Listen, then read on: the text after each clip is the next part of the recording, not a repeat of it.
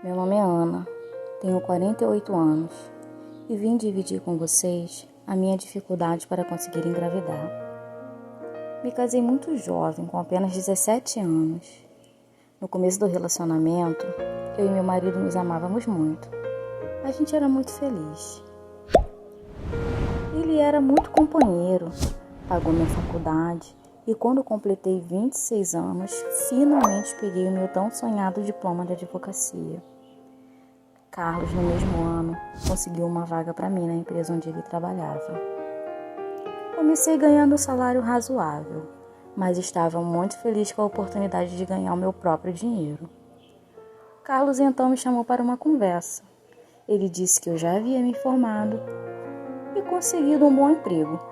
Agora estava na hora de pensarmos em ter um bebê. Como assim ter um bebê? Ele só podia estar louco, né? Mas como eu amava muito meu marido, eu não queria chateá-lo e disse para que esperássemos completar um ano de trabalho. Ele gentilmente concordou. Nossa, eu me senti aliviada naquele momento. Eu só tinha 26 anos, estava feliz profissionalmente, meu corpo era perfeito, sem nenhuma flacidez, nem celulite, muito menos estrias. Não, um bebê naquele momento não, nem pensar. Os meses se passavam e eu estava cada vez mais cheia de planos. Conversei com Carlos sobre abrir meu próprio escritório, ter meus próprios clientes, seria demais. Ele achou que eu deveria esperar mais um pouco, afinal eu era recém-formada, mas como eu sempre fui de ter minhas próprias opiniões, não dei ouvido a Carlos. Quando completei um ano de trabalho, conversei com meu chefe, abri meu coração, contei sobre meu sonho, minhas ideias, minhas ambições. Ele entendeu e disse que eu ia longe. Entramos em um acordo e com o dinheiro da minha rescisão, finalmente abri o meu escritório. Sim, o meu sonho estava se realizando. Carlos ficou feliz por mim, mas senti uma leve tristeza no olhar dele. Eu sabia do que se tratava, mas nem me importei. O que eu me importava naquele momento era minha felicidade. Só a minha felicidade importava naquele instante. Passando 3 meses que abri meu escritório, Carlos quis conversar novamente e veio com aquele papinho chato sobre o nosso bebê. Que as pessoas da nossa família ficavam perguntando quando o bebê ia chegar. Que ele via os amigos curtindo os filhos e que ele também queria ser pai. Nossa, que homem egoísta era Carlos. Eu tinha acabado de abrir meu escritório. Como ia cuidar de um bebê? Nem pensar. Não vou engravidar agora. De jeito nenhum. Passamos uma semana sem nos falarmos. Então, sugeri uma viagem para selar a paz. Durante a nossa viagem, eu disse a Carlos que eu ia parar de tomar um anticoncepcional e teríamos o nosso filho. Confesso que o brilho nos olhos dele me deixou amolecida por um momento. Foi um final de semana incrível pra gente. Parece que renovamos nossos votos naquela viagem. Mas eu estava mentindo, é claro. Eu não ia parar com o anticoncepcional. Apenas queria ganhar tempo e ficar bem com meu marido. 2 anos se passaram e eu não dei o filho que Carlos tanto queria. Sempre com desculpa de que não estava conseguindo engravidar. Ele disse que era melhor eu consultar um especialista. E se fosse preciso, ele realizaria os exames também. Eu na mesma hora concordei em marcar uma consulta, realizar alguns exames, coisas de rotina. Eu tinha que sustentar a minha mentira, né? Depois de 2 semanas, eu disse a Carlos que saíram os resultados dos exames e que eu tinha alguns problemas para engravidar, mas que o médico havia me dado esperanças e era só realizar um tratamento recomendado por no mínimo 1 ano e tudo ficaria bem. Caiu como um patinho. Como Carlos era fácil de enganar, gente. Ele ficou ainda mais carinhoso comigo nesse período. Sempre me paparicando, trazendo doces, chocolates. Cozinhava para mim e às vezes até levava comida na cama. Continuei mantendo a mentira. Parecia até novela. 1 ano e meio depois, nada de bebê. e estava na melhor fase da minha carreira de advogada. Muitos clientes, eu sempre com minha postura de mulher independente, bem vestida, cabelo arrumado, unha feita. Vocês precisavam me ver, meninas. A essa altura, eu já ganhava muito mais do que Carlos.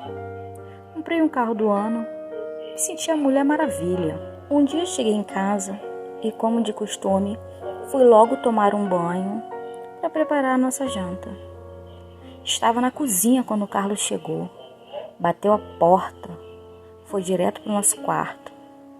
Pensei que ele estava chateado com algum problema no trabalho. Alguns minutos depois, Carlos entrou na cozinha com sangue nos olhos. Jogou minha caixa de remédio no chão e perguntou até quando eu iria enganá-lo. Não tive nem como me defender. Não sabia o que dizer, não sabia como agir. Eu não esperava aquele momento, eu não estava preparada para aquela situação. Fui pega de surpresa. Estava totalmente desarmada. Carlos entrou novamente no quarto, fez uma mala e saiu.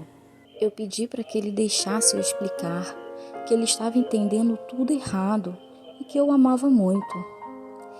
Ele parou na calçada. Chovia muito. Eu o abracei e pedi que me perdoasse. Jurei que ali começaria uma nova história entre a gente e não seríamos mais 2, e sim 3. Carlos me disse que aquela seria a minha última chance. Apesar de amar meu trabalho, decidi que era hora de mudar, baixar a guarda. Afinal de contas, tantas mulheres se tornam mães e não deixam de trabalhar. Marquei uma consulta na minha ginecologista e no dia conversei com ela sobre os meus planos de engravidar. Fiz uns exames de rotina e ela disse que eu estava com a saúde ótima. Finalmente parei de tomar um anticoncepcional e 3 meses depois, a surpresa, eu estava grávida. Carlos parecia o homem mais feliz do mundo. Chamei alguns amigos meus para entrar de sociedade no escritório, pois eu queria me dedicar ao máximo àquela gravidez e à minha família. Carlos, todo entusiasmado, quis logo reformar o quarto de visitas e eu concordei, é claro. Não queria mais decepcionar o grande amor da minha vida. Pintamos o quarto, colocamos prateleiras, ursinhos, começamos a comprar algumas roupinhas e quando completei 3 meses, Carlos fez uma surpresa. Quando cheguei em casa, estava lá, o berço e o carrinho do nosso bebê. Meu Deus, mas como Carlos era exagerado. Eu só estava com 3 meses. Mas aquilo era amor incondicional a um filho. E eu estava começando a aprender isso. Alguns dias depois, ele saiu para trabalhar e eu resolvi fazer uma limpeza na casa. Subi na escada e estava limpando em cima do guarda-roupa, quando pisei em falso e caí do 4º degrau da escada. Na hora, senti uma forte pressão na barriga, uma dor insuportável. Me levantei com dificuldade, fui até a sala e liguei para minha vizinha. Ela era quem estava mais próximo de mim para me socorrer naquele momento. Quando ela entrou, eu já estava perdendo muito sangue. Mais que depressa, o esposo dela me pegou no colo, me colocou dentro do carro e saímos às pressas em direção ao hospital. Eu, a todo momento, pedia para que avisassem Carlos. Ele precisava estar ao meu lado naquele momento. Quando chegamos no hospital, não havia mais nada a ser feito para salvar o meu bebê. Carlos nem foi me visitar. Passei 2 dias em observação e depois tive alta. Quando cheguei em casa, não tinha mais nada de Carlos lá. Apenas um bilhete em cima da cama, onde Carlos me chamava de monstro e me acusava de causar o acidente para perder o bebê. Menti tanto na minha vida que meu marido não confiava mais em mim e não acreditava em mais uma palavra que eu dissesse. Ele não atendia mais as minhas ligações. Fui até a casa da minha sogra e ela disse que Carlos não queria mais me ver. Ela pediu para que eu deixasse em paz. Disse também que acreditava em mim, mas não podia fazer mais nada para me ajudar. Voltei para casa e para o meu trabalho. Tentei levar uma vida normal, mas é claro, nunca mais eu seria a mesma. Faltava um pedaço de mim. E a gente só compreende isso quando gera um filho. Passado quase 3 anos, Carlos entrou em contato comigo pedindo o divórcio. Nossa, tanto tempo sem ver Carlos, sem notícias dele. Eu só pensava em qual seria a reação dele quando me visse outra vez. Sei lá, acho que bateu uma esperança. No dia da audiência, cheguei cedo para ter a chance de trocar algumas palavras antes de assinarmos o divórcio. Quando Carlos entrou, eu quase não acreditei. Ao lado dele vinha uma mulher linda, jovem e com uma barriga de uns 7 meses de gravidez mais ou menos. A cara dela de felicidade me fez sentir inveja naquele momento. Meus olhos encheram de lágrimas. Respirei fundo, os cumprimentei e ele me apresentou Rosana, sua advogada. Meu Deus, que alívio! Ela pediu licença para ir ao banheiro e nós conversamos um pouco. Enfim, chegou o momento de assinarmos o divórcio. Um mês depois eu estava em casa revisando alguns processos, quando a campainha tocou. Nossa, quase 10 horas da noite. Quem será? Quando abri a porta, minhas pernas tremeram. Carlos estava lá, parado, e eu fiquei sem ação. Ele perguntou se eu não ia convidá-lo para entrar. Que era aquilo? Eu não estava acreditando. Meu primeiro amor. Meu único amor ali na minha frente. Tomamos um vinho, conversamos um pouco e ele disse que estava disposto a tentar mais uma vez. Se eu quisesse, é claro. Nem foi preciso pedir 2 vezes. A vida estava me dando uma segunda chance. Aproveitamos os primeiros 6 meses para viajar, curtir uma segunda lua de mel. Afinal de contas, a gente merecia. Após esse tempo, decidimos juntos que era hora de termos um filho. Mas a vida prega peças na gente, não é mesmo? Eu não conseguia mais engravidar. Fiz todos os exames. Estavam todos ok. Então chegou a vez de Carlos.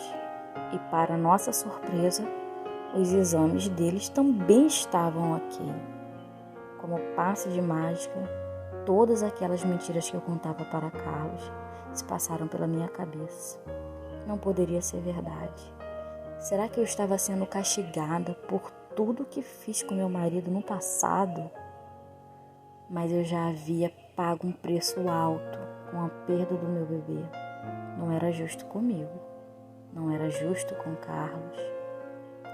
Alguns anos se passaram e já não falávamos mais em filhos. Era como se tivéssemos nos conformados com o nosso destino.